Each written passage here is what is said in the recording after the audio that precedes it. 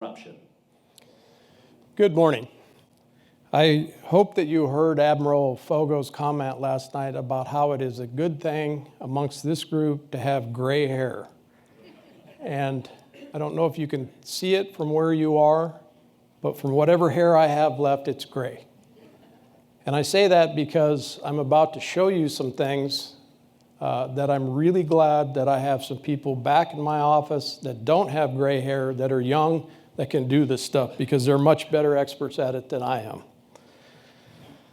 It's important for the United States to maintain its competitive edge in the global marketplace. And in order to do that, we have to have an efficient infrastructure system. Unfortunately, and as Lonnie pointed out earlier, our infrastructure is deteriorating and we are not keeping up with the pace of things. All taxpayers expect to have great infrastructure. They expect to have the power on at all times. They expect to not have to be held up in traffic any longer than they have to. They expect to be able to have water available at all times. And unfortunately, that is starting to deteriorate these days. We are using infrastructure more and more these days, but our mechanism for funding that infrastructure is stuck at what it was in 1993 at 18.4 cents per gallon. And since then, the U.S. Army Corps of Engineers has put out a construction cost index that shows that the cost of a roadway, the cost of a railway, the cost of a bridge has increased 97%, yet we still only fund it at 18.4 cents per gallon of gas. A tangible example of that is the Sellwood Bridge in Portland, Oregon. This bridge was built in 1926 at a cost of $500,000. Shortly after it was built, it was determined that on the west side of the bridge, there was a slow-moving landslide that was effectively crunching the bridge together, and it shortened the useful life of the bridge. So in 2010, the owner solicited the contracting community to come up with a solution to build a new bridge in exactly the same place, to not disrupt traffic any more than it had to be disrupted, and to build it for $325 million.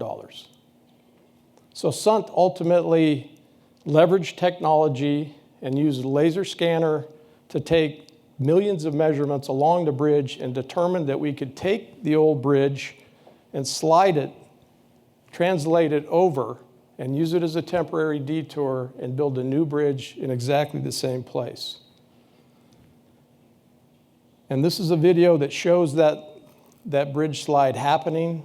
The bridge moved 90 feet on one end, 60 feet on the other end. It's an 1,100-foot long bridge. We did it over the course of 14 hours. And in so doing this, we were able to only disrupt traffic for 2 days instead of the 30 days that the owner had anticipated that it would take. An interesting part of this is that with all the technology that we used to make this bridge slide, the lubricant that we used on the slide rails to make it really slide was Dawn dishwater soap.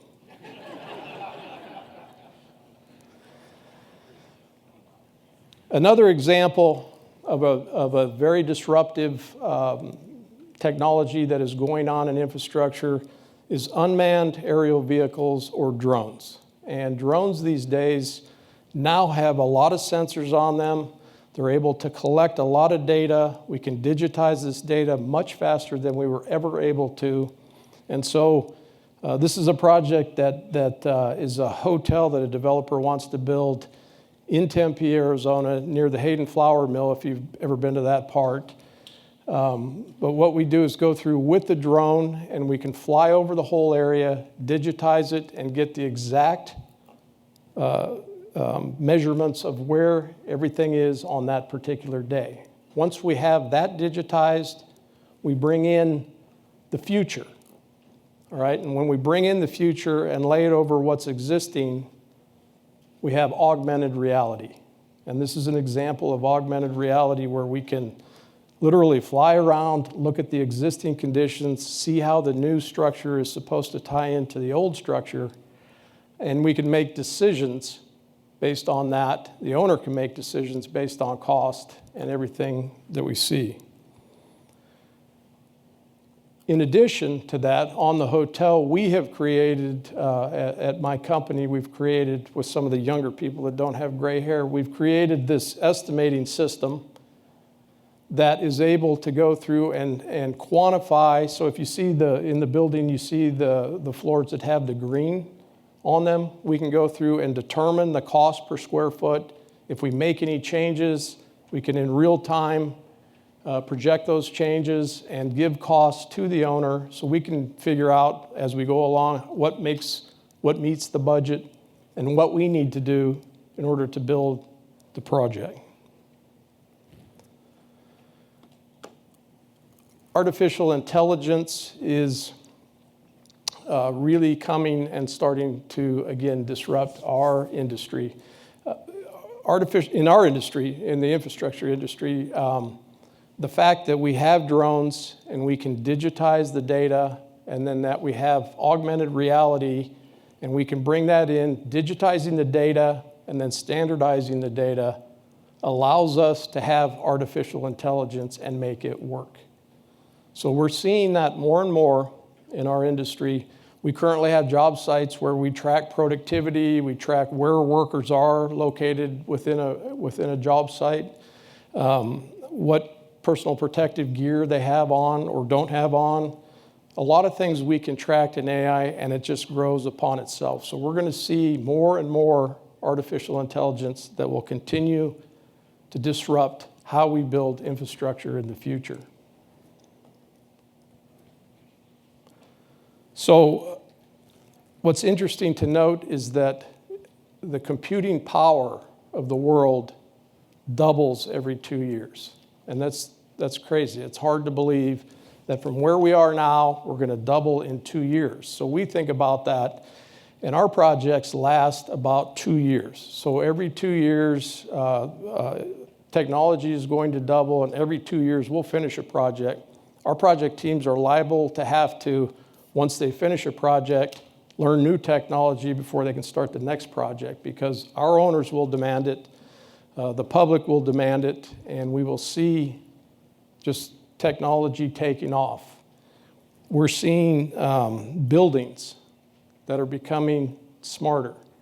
We're seeing net zero buildings, which is they don't require electricity. They're sustainable on their own.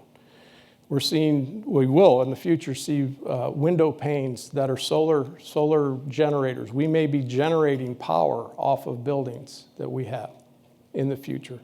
We're certainly seeing more solar being built, solar power plants being built, especially with battery storage, more wind energy, more natural gas. Coal-fired plants are going away.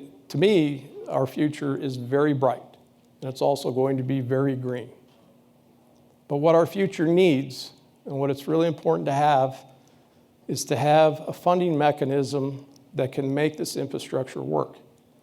And again, the 18.4 cents does not have the buying power it had in 1993. We need to increase that. It was not indexed to inflation. So that index has grown by 73%, but our buying power has not. So it's important that we all get behind getting the proper funding mechanism, and then we can have the infrastructure we need to compete in the global market and win. Thank you.